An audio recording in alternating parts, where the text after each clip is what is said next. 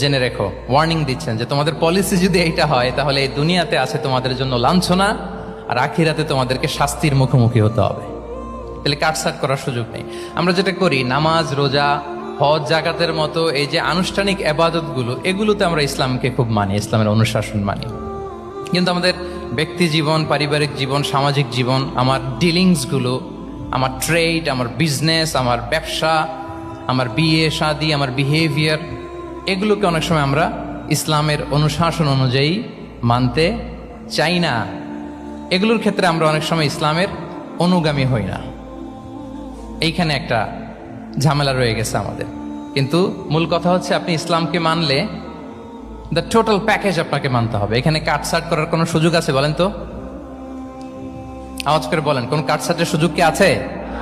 না, কারণ complete package, complete package. জীবনের প্রতিটি অঙ্গনকে ইসলামের অনুশাসন দিয়ে সাজানো, বা জীবনের প্রতিটি অঙ্গনে